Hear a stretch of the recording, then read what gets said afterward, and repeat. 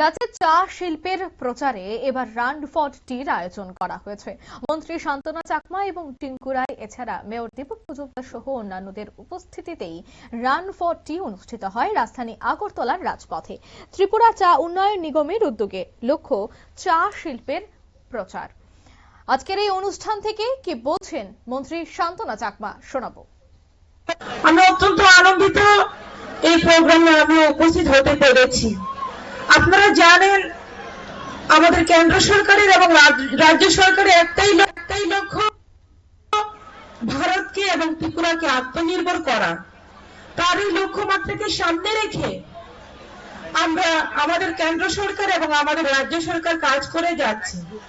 তারই অঙ্গ হিসেবে অন্যান্য ডিপার্টমেন্টের পাশাপাশি আমাদের ইন্ডাস্ট্রি এন্ড কমার্স ডিপার্টমেন্টের অন্তর্গত যে আমাদের স্টিল ডেভেলপমেন্ট কর্পোরেশন লিমিটেডও চেষ্টা চালিয়ে যাচ্ছে, প্রয়াস চালিয়ে যাচ্ছে কিভাবে আমাদের চা শিল্পকে এগিয়ে নিয়ে যাওয়া যায় এবং জনসমক্ষে তুলে ধরা যায়, আরো কিভাবে প্রত্যেকের সহযোগিতায় আমরা এই টি সেক্টরকে এগিয়ে নিয়ে যেতে পারি।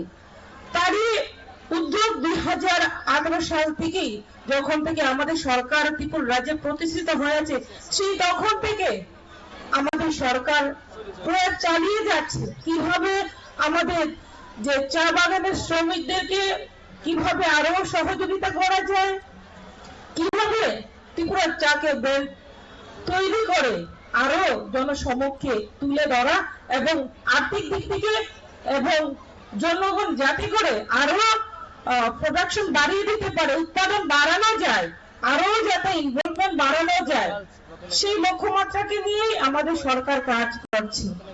আমাদের সরকার আসার পরে যদি আমরা লক্ষ্য করি যে বিগত দিনে যে 25 বছর বলি অথবা 35 বছর বলি, সেই বিগত দিনে আমাদের চা শ্রমিকদের কোন ধরনের সম্মান দেওয়া হতো না।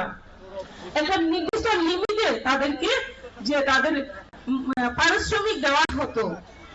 তো সেই তখনকার সময়ে ছিল মাত্র 105 টাকা ছিল।